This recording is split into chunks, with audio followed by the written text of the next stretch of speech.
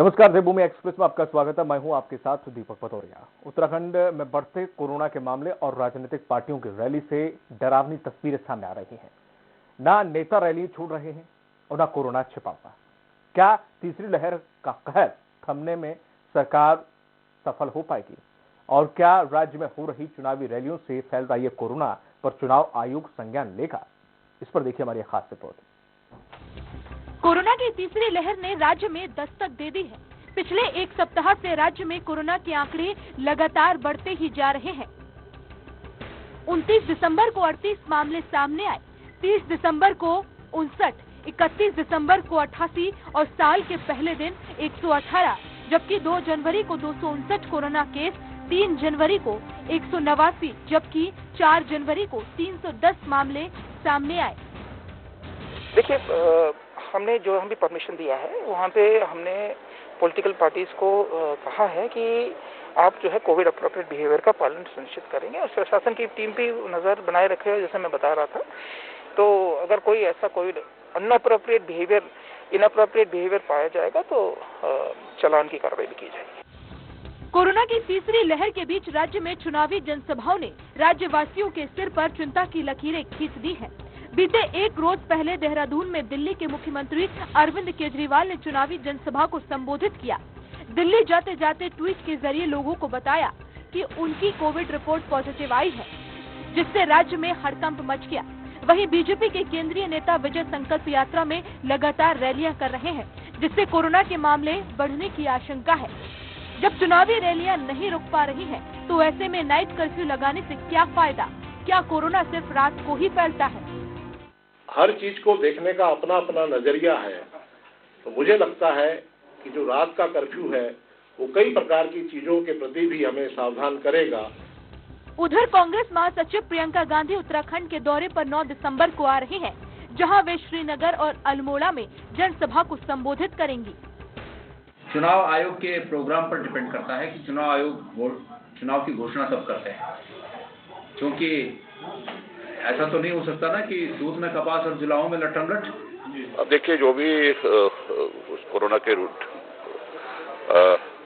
जो भी गाइडलाइंस हैं उसको हमने हमेशा फॉलो किया है, लेकिन परिप्रेक्ष्य में देखें, उत्तर प्रदेश और उत्तराखंड के परिप्रेक्ष्य में देखें किस तरह की रैलियां हो रही हैं। बढ़ते मामलों को देखते हुए सरकार आगे कड़े एक्शन की बात तो कर रही है, लेकिन चुनावी रैलियों पर अंकुश नहीं लगा पा रही। स्वास्थ्य मंत्री की माने तो तीसरी लहर को रोकने के लिए सरकार ने सिस्टम को अलर्ट मोड पर रखा है। जरूरत पड़ने पर सरकार कड़ा रुख अख्तियार कर सकती है।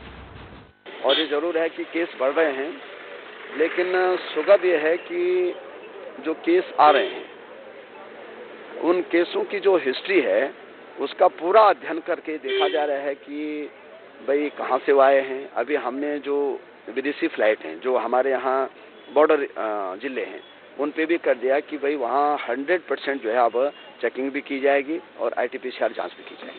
यदि चुनावी रैलियां ऐसे ही चलती रही तो वे दिन दूर नहीं जब राज्य में कोरोना मरीजों का आंकड़ा हजारों लोगों को चपेट मिलेगा। चुनाव आयोग ने यदि मामले में संज्ञान नहीं लिया तो स्थिति बेकाबू हो सकती है। स्वास्थ्य विभाग के हाथ पांव फूल सकते हैं। देहरादून से सुनील राज की रिपोर्ट।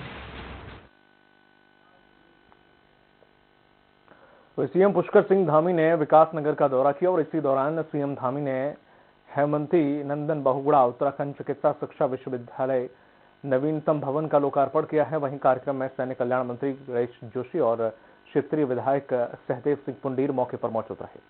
बता दें कि चिकित्सा शिक्षा विश्वविद्यालय नवीनतम परिसर 18 एकड़ भूमि में बना हुआ है।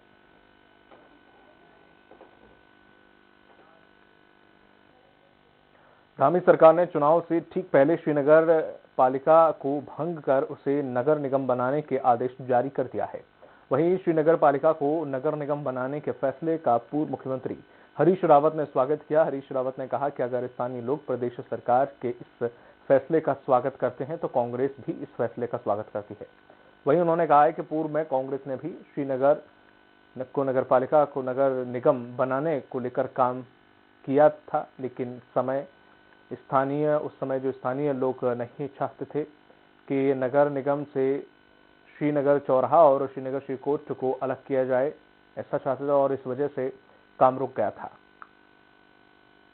बात है। यदि श्रीनगर के लोग स्वागत कर रहे हैं, हमने तो पहले भी बनाने की कोशिश की, लेकिन वो चाहते थे कि श्रीकोट को अलग किया जाए और चौरास को अलग किया जाए, जिस वजह से रुक गया। काशीपुर के बाजपुर में सपा प्रवक्ता प्रोफेसर भुवन जोशी भास्कर ने जनता से रूबरू होते हुए बताया है कि इस उत्तराखंड सपा 70 की 70 सीटों पर इस बार चुनाव लड़ने जा रही है और इस बार उत्तर प्रदेश में अखिलेश यादव की सरकार बनने जा रही है। उन्होंने कहा कि इस बार उत्तराखंड में सपा परिवर्तन जरूर लाएगी और जो उत्तराखंड में कांग्रेस और भाजपा ने जनता को छला है उसको सपा बर्दाश्त नहीं करेगी। सपा उत्तराखंड में बेरोजगारों को रोजगार मुहैया कराने का प्रयास करेगी। धन्यवाद देना चाहता हूं उत्तराखंड की महान की जनता को, जिनके कारण हमें हरिद्वार जैसी संसदीय क्षेत्र में अपना सांसद चुनने का अवसर उन्होंने दिया और मिला, हम लोगों को सांसद मिला। खबर देहरादून से। राज्यपाल लेफ्टिनेंट जनरल गुरमीत सिंह ने राजभवन में अनिल चंद्र पुनेठा को राज्य मुख्य सूचना आयुक्त और विवेक शर्मा को राज्य सूचना आयुक्त की शपथ दिलाई। उन्होंने दोनों को बधाई और शुभकामनाएं दी हैं। इस अवसर पर सीएम पुष्कर सिंह धामी समेत वरिष्ठ अधिकारी भी मौजूद रहे। भारत की प्रभुता और अखंडता अक्षुण्ण रखूंगा तथा मैं सम्यक प्रकार से और श्रद्धापूर्वक तथा अपनी पूरी योग्यता, ज्ञान और विवेक से सच्ची श्रद्धा और निष्ठा रखूंगा। मैं भारत की प्रभुता और अखंडता अक्षुण्ण रखूंगा तथा मैं सम्यक प्रकार से और श्रद्धापूर्वक तथा अपनी पूरी योग्यता। खबर देहरादून से है। आम आदमी पार्टी के सैनिक प्रकोष्ठ अध्यक्ष ने भाजपा और कांग्रेस पर निशाना साधा है। उन्होंने बीजेपी को फौज विरोधी मानसिकता बताया और कर्नल सुनील कोटनाल ने कहा कि सैनिकों के सम्मान से बीजेपी और कांग्रेस परेशान है। कर्नल ने सैनिक के नाम पर राजनीति करने का भी आरोप लगाया।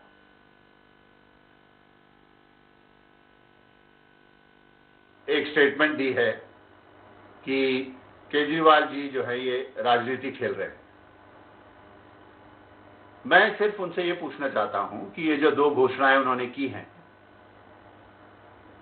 क्या भाजपा इन घोषणाओं को अच्छा नहीं मानती? मसूरी में महिला कांग्रेस अध्यक्ष जसबीर कौर के नेतृत्व में कार्यकर्ताओं ने एसडीएम के माध्यम से जिलाधिकारी देहरादून को ज्ञापन सौंपा है, जिसमें प्राइवेट स्टेटों के नोटिफाइड और डीनोटिफाइड किए जाने की मांग की गई है। जसबीर कौर ने कहा कि पूर्व में करोड़ों रुपए खर्च कर सरकार के द्वारा सर्वे ऑफ इंडिया से 218 प्राइवेट स्टेटों का सर्वे का कार्य कराया गया, जिसको सर्वे का कार्य पूरा हो चुका है और परंतु जिलाधिकारी सर्वे रिपोर्ट पर हस्ताक्षर नहीं किए गए हैं, जिससे सर्वे की रिपोर्ट सार्वजनिक नहीं हो पा रही है, जिससे लोगों को भारी परेशानी का सामना करना पड़ रहा है। डिक्लेयर होना बहुत जरूरी है क्योंकि जनता बहुत परेशान है। लोगों को अपने मकान बनाने हैं। कई लोगों ने मकान वैसे ही बना दिए क्योंकि जरूरत है, हर आदमी को घर की आवास की जरूरत है और ये डिक्लेयर करना बहुत आवश्यक है क्योंकि ये कई समय से पेंडिंग पड़ा है। मैं पूर्व में भी 2 बार ज्ञापन दे चुकी हूँ एसडीएम साहब को भी और डीएम साहब को भी कि इसमें जल्द से जल्द निर्णय लिया जाए। बाजपुर के ग्राम जगन्नाथपुर में खनन से भरे डंपर ने पिकअप को टक्कर मार दी, जिससे पिकअप में सवार पिता पुत्र गंभीर रूप से घायल हो गए। दोनों को काशीपुर के एक निजी अस्पताल में भर्ती किया गया, जहां इलाज के दौरान घायल पिता की मौत हो गई। मृतक का नाम खलील अहमद और उसके बेटे का नाम जुनैद बताया जा रहा है। और इसमें 3 वाहन, जिसमें आगे एक बस थी, उसके पीछे एक ये पिकअप था जो दूध का पिकअप था और उसके पीछे एक डंपर चल रहा था और बस ने अचानक ब्रेक लगाया और उसके बाद तीनों ही वाहन, क्योंकि बहुत कम दूरी बनाकर एक दूसरे से चल रहे थे, तो तीनों ही वाहन आपस में टकरा गए। चमोली के बद्रीनाथ धाम में बर्फबारी से सीमांत क्षेत्र शीतलहर की चपेट में आ गया है। बद्रीनाथ धाम हेमकुंड साहिब ओली में बर्फबारी हो रही है, जिससे निचले इलाकों में शीतलहर का प्रकोप जारी है। वहीं निचले इलाकों में बारिश का दौर भी जारी है। इससे लोग अपने घरों में कैद होने को मजबूर हो गए हैं। तो वहीं हिम क्रीड़ा स्थल ओली में बर्फबारी होने से पर्यटक ओली का दीदार करने लगे हैं। उत्तराखंड में मौसम का मिजाज बदल रहा है। उत्तराखंड के अलग अलग हिस्सों में बारिश और बर्फबारी देखने को मिली है। राजधानी देहरादून में भी रिमझिम बारिश हो रही है। मौसम विभाग के निदेशक विक्रम सिंह ने कहा है कि 2200 से 2500 फीट ऊंचाई वाले क्षेत्रों में बर्फबारी होने की संभावना है और कुछ जगह ऐसी हैं जहां पर भारी बर्फबारी देखने को मिलेगी, जैसे उत्तरकाशी, चमोली, पिथौरागढ़, रुद्रप्रयाग, बागेश्वर इनमें बर्फबारी देखने को मिलेगी। मौसम विभाग की तरफ से कहा गया है कि आने वाले समय में भी मौसम में ऐसे ही बदलाव होते रहेंगे। ज्यादातर जगहों में हल्की से मध्यम बारिश और साथ साथ जो बर्फबारी है, जो हमारे 2200 या 2500 मीटर और उससे अधिक ऊंचाई के जो क्षेत्र हैं, तो उसमें हल्की से मध्यम दर्जे तक की जो है बर्फबारी भी वो भी देखने को मिलेगी। उत्तराखंड में मौसम ने एक बार फिर करवट ली है। पहाड़ों में बर्फबारी और निचले इलाकों में बारिश का सिलसिला जारी है। मौसम के बदले मिजाज से सर्द हवाओं के बीच कड़ाके की ठंड पड़ने लगी है। मौसम विभाग के अनुसार अगले 2 दिन प्रदेश में बादलों के बीच बारिश और बर्फबारी जारी रह सकती है। वहीं मौके का जायजा लिया हमारे संवाददाता सुनील राज ने। मौसम विभाग का पूर्वानुमान एक बार फिर सटीक बैठता नजर आ रहा है। पहाड़ों में जहां लगातार बर्फबारी हो रही है, तो वहीं मैदानी मूल के इलाकों में शीतलहर का कहर देखा जा रहा है और आज की बात करें हम तो झमाझम बारिश हो रही है। मौसम विभाग ने तकरीबन 24 घंटे का अलर्ट जारी किया है। पहाड़ी इलाकों में, ऊंचे पहाड़ी इलाकों में बर्फबारी की संभावना जताई थी, जबकि मैदानी मूल के इलाकों में लगातार भारी बारिश की संभावना बताई गई थी। वहीं देहरादून में अभी बारिश हो रही है। आप साफ तौर पर देख रहे हैं कि किस तरह से यहाँ पर बारिश हो रही है और पहाड़ों में खासकर लगातार बर्फबारी का मौसम बना हुआ है और लगातार बर्फबारी हो रही है। चाहे हम यमुनोत्री की बात करें, गंगोत्री की बात करें, केदारनाथ की बात करें, बद्रीनाथ की बात करें, तो लगातार बर्फबारी हो रही है और वहां का जो जनजीवन है वहां बर्फबारी के चलते अस्त व्यस्त है। खास तौर पर जो देहरादून की बात करें, मैदानी मूल के इलाकों की बात करें, तो यहाँ पर शीतलहर का कहर देखा जा सकता है। तो कहीं न कहीं जो पूर्वानुमान मौसम विभाग ने यहाँ पर बताया था, वो कहीं न कहीं सटीक बैठता नजर आ रहा है। अपने सहयोगी प्रदीप बिष्ट के साथ में सुनील राज, स्वराज एक्सप्रेस, देहरादून। वक्त फिलहाल छोड़ से देखकर जल्द होंगे हाजिर।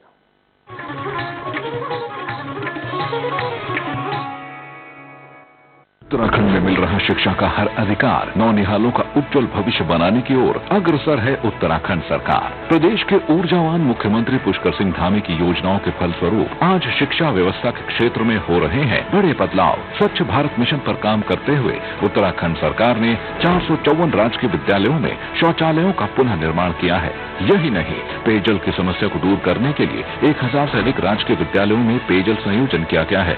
प्राथमिक एवं उच्च प्राथमिक विद्यालयों में पढ़ रहे छात्र छात्राओं के बैठने के लिए नए फर्नीचर की व्यवस्था से आज स्कूलों की तस्वीर बदल गई है। तकनीकी शिक्षा के ज्ञान को देने के लिए प्रदेश में 46,000 से ज्यादा कंप्यूटरों के द्वारा शिक्षा प्रदान की जा रही है। माध्यमिक स्तर पर 500 राजकीय विद्यालयों में वर्चुअल कक्षाएं दी जा रही हैं।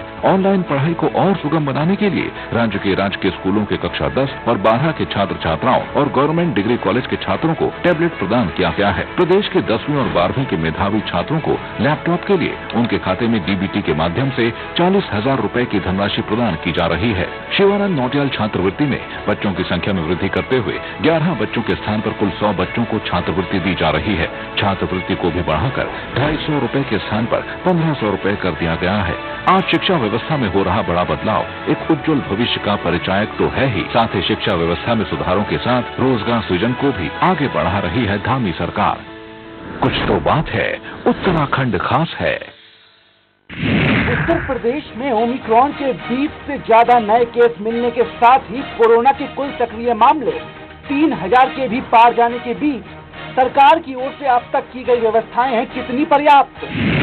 कोरोना के तेजी से बढ़ते केसों के बीच जब स्कूल बंद करने के साथ ही अन्य पाबंदियां लगाकर की जा रही है सख्ती, तो फिर सियासी दलों को चुनावी रैलियां करने की क्यों है छूट?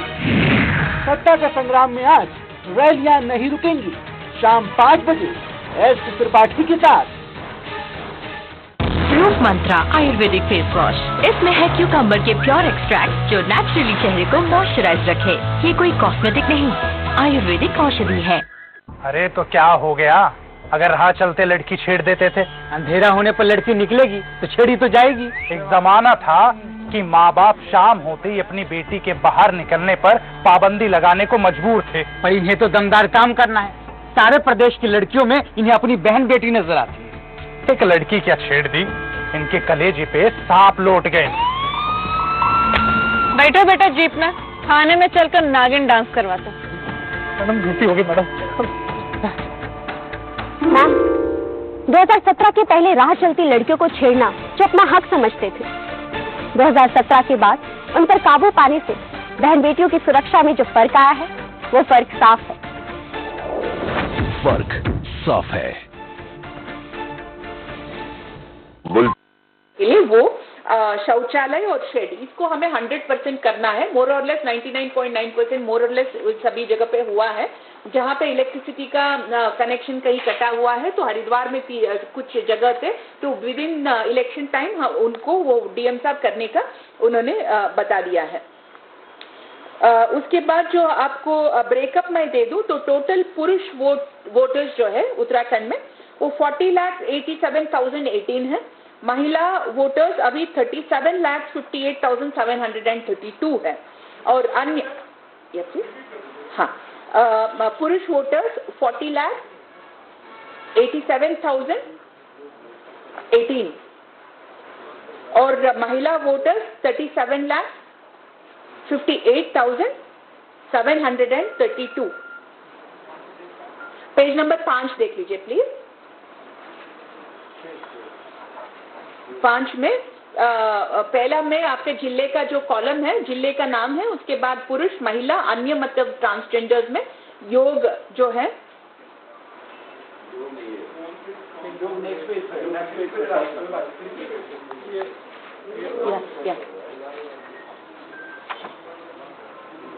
उसके बाद मैं जो आप नहीं मिल रहा है क्या? आपने कुछ और पेज दिया है? एक नंबर आपको जो पेजेस दिए हैं वो अलग है क्या? ठीक। असल में ये ड्राफ्ट के हैं, फाइनल वाला आ गया। ठीक है, बता दें। उसके बाद जो आपका इलेक्टर जेंडर रेशियो देख लीजिएगा, 920 था, 920, और हमारा जो सेंसस जेंडर रेशियो है वो 953 था। तो लास्ट टाइम हमें आपको हमने बताया था 33 का जो गैप था, इसको आप चेंज अभी आप देख सकते हैं। पेज नंबर 8 में आ जाइए। पेज नंबर 8 में ये पूरा रिवीजन करने के बाद, ये 8 वही है ना सभी के साथ? पेज नंबर 8 में आपके पास पूरा डिटेल्स है क्या?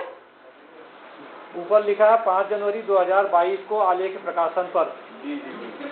हाँ, वो 21 गलती से छपा है। 5 जनवरी 2022 कुछ और गया है, एक बार चेक कर लीजिएगा। ओके, ठीक।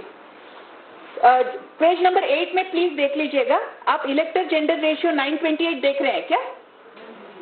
ओके, ये आज के हैं, मतलब 8 पॉइंट बढ़ गया है। जो इस दौरान जो हमने काम किया है उसमें महिला चौपाल लगाए गए थे, आपको पता होगा, और मशाल करके भी एक पूरा अभियान चलाया था जो पहाड़ के जो जनरल ट्रेडिशन में है। तो रात को वो मशाल जला के बताए जाते थे कि अभी 5 दिन बाकी है, 4 दिन बाकी है करके। तो विमेन स्पेशली, क्योंकि हमारा बूथ लेवल ऑफिसर्स मेनली हमारा जो WCD डिपार्टमेंट का जो आंगनबाड़ी कार्यकर्ता है वही हमारा maximum number of booth level officers है। तो उनके दौरान ये अभियान चलाया गया था और पूरा सिस्टम को हमने इस पे यूज किया था। तो आप देख सकते हैं जो 920 था, 1000 के लिए 920 था जो जेंडर रेशियो, वो अभी 1000 के लिए 928, मतलब 8 पॉइंट्स इसमें इम्प्रूवमेंट हुए हैं। उसके बाद जो मतदाता का नंबर्स अभी देखिएगा, पूरा जो एडिशंस होने के बाद वो भी पेज नंबर 8 में ही है, आपके इसमें भी 8 में ही होगा। इसमें पुरुष का जो टोटल है 42,24,288, महिलाओं का 39,19,334, अन्य का 300, और योग जो है इसमें योग होगा आपका करेक्ट 81,43,922। तो 3,60,000 जो मैं आपको बता रही थी उसको ऐड करने के बाद जो टोटल हमारा जो आज के दिन में इलेक्टर्स हुए हैं वो 81,43,922 है पेज नंबर 8 में। तो उसके बाद जो हमारा सर्विस मतदाता जो हमारे आर्मी में है या एम्बेसी में है या armed state armed paramilitary forces में है या स्टेट आर्म्ड पुलिस में है परंतु डिप्लॉयड आउटसाइड द स्टेट है, जनरली उनके लिए सर्विस मतदाता का श्रेणी में वो आते हैं और उनको ETPBS करके हम भेजते हैं इलेक्ट्रॉनिकली, वापस तो वो पोस्ट के थ्रू आता है। तो उनका जो टोटल सर्विस मतदाता, फिर से कंपैरिजन चाहिए तो पहला का पेज में आप देख सकते हैं पेज नंबर 5 में वो पहले का टोटल नंबर था। अभी आप देख सकते हैं 93,964 टोटली हमारा सर्विस मतदाता है आज के दिन में। और इसको अभी हम जो पब्लिश कर रहे हैं आज के लिए वो अंतिम नहीं है, अभी भी ये कंटिन्यूअस अपडेशन लागू रहेगा। हमारा एक तो होता है date of announcement of election, उसके बाद डेट ऑफ नोटिफिकेशन, उसके बाद date of last date of nomination. जो लास्ट डेट ऑफ नॉमिनेशन मतलब नॉमिनेशन करने के लास्ट डेट तक जितने भी एप्लीकेशंस हमारे पास आएंगे उनका एडिशंस होता रहेगा। लास्ट डेट ऑफ नॉमिनेशन में वो बंद होगा। तो अभी भी है चांसेस किसी का नाम नहीं जुड़ा है तो जुड़वाने का। इसमें मैं फिर से अनुरोध करना चाहती हूँ, आप सबको ये वाला पेज दिया है, ये बहुत इंपॉर्टेंट है, इसको हम एडवर्टाइज भी कर रहे हैं। इसमें देखें तो ये लिखा है कि वोट डालने के लिए वोटर कार्ड ही पर्याप्त नहीं है, वोटर लिस्ट में नाम होना भी जरूरी है। तो इसमें हम ये एम्फेसाइज करना चाहते हैं कि कहीं पे भी आप एक बार वोटर बनते हैं तो आपको वो वोटर आईडी या एपिक कार्ड मिलता है, परंतु से सपोज आप वहां से शिफ्ट होके दूसरे जगह पे होते हैं तो नाम रोल में शिफ्ट होता है, यहाँ डिलीट होता है, वहां पे एडिशन होता है, पर वोटर कार्ड आपसे वापस नहीं लिया जाता है, वो आपके पास होगा ही, आपके पास नया जगह पे भी मिल जाएगा। परंतु पुराना जगह पे जहाँ पे आज आप नहीं हैं वहां पे रोल में आपका नाम नहीं होगा। तो बहुत सारे इलेक्शंस में हम जरूर बार बार देखते हैं कि वोटिंग के दिन पे वो जाएंगे और बताएंगे मेरे पास कार्ड है परंतु मेरे नाम नहीं है इसलिए वोट नहीं दे पाए। तो ये वाला जो एक एजम्पशन भी गलत है कि हमारे पास वोटर आईडी है तो पर्याप्त है। वोटर आईडी सब हर बार जब एनरोल होते हैं तब दिया जाता है, पर शिफ्ट होते हैं तो दूसरे जगह का बनता है।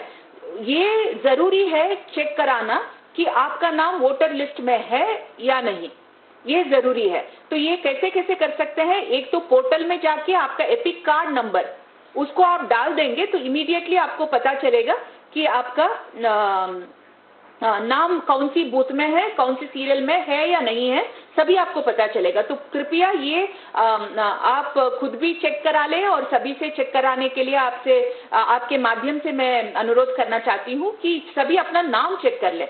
इनकेस कोई ऑनलाइन नहीं आ सकते हैं तो 1950 को फोन करके आपका एपिक कार्ड नंबर बता देंगे, तो वहां पे जो भी हमारे लोग बैठे हैं वो चेक करके, उनको ट्रेन करके रखा है हमने, वो चेक करके बताएंगे कि आपका नाम है या नहीं है तो आप फिर से एनरोल कर सकते हैं, अपना नाम फॉर्म 6 भर सकते हैं। वो प्रोसेस आज के दिन में भी चालू है।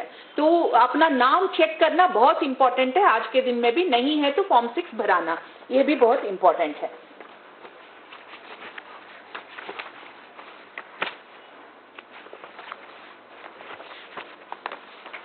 इसके बाद हमारा जो इम्पोर्टेंट चीज है, जो हमारा 18-19 का जो टोटल नंबर ऑफ एनरोलमेंट हुआ है वो आप पेज नंबर 9 में देख सकते हैं। 81,43,000 जो हमारा टोटल वोटर्स है उसमें 1,58,000 जो है वो हमारा फाइनल इलेक्टोरेट का 18-19 कोहोर्ट का टोटल नंबर ऑफ इलेक्टर्स है।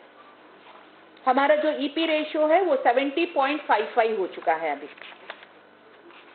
उसके बाद हमारा दो चीज मैं बताना चाह रही हूँ, लास्ट टाइम भी बताया था, पेज नंबर 10 में है 80+ का जो वोटर्स है और पर्सन्स विद डिसेबिलिटीज का वोटर्स है, उनको ये प्राविधान कमीशन द्वारा किया गया है कि वो चाहते हैं तो वो अप्लाई करने पर उनको उनका घर में ही पोस्टल बैलेट मिलेगा ताकि उनको बूथ तक आना ना पड़े। तो टोटल हमारे चिन्हित जो वरिष्ठ नागरिक 80+ का है वो 1,58,000 है और पर्सन्स विद डिसेबिलिटीज जो टोटल है वो 68,478 है। ये पेज नंबर 10 में है। उसका जो पूरा प्रोसेस ये है कि हमारा बूथ लेवल ऑफिसर्स जो जितने चिन्हित 80+ और पर्सन्स विद डिसेबिलिटीज हैं उनको 12D करके एक एप्लीकेशन फॉर्म है वो देंगे और उसका एक्नॉलेजमेंट भी लेंगे। जो भी 12D भर के विदिन 5 डेज ऑफ नोटिफिकेशन जो हमारा आरओ को दे देंगे तो आरओ उनका रोल में उनको पूरा चेक करने के बाद 80+ तो रोल में चेक करेंगे, जो पर्सन्स ऑफ डिसेबिलिटीज हैं उनका वो जो सर्टिफिकेट है 40% डिसेबिलिटी का बेंचमार्क डिसेबिलिटी करके। इस बुलेटिन में फिलहाल इतना ही, दीजिए इजाजत, नमस्कार।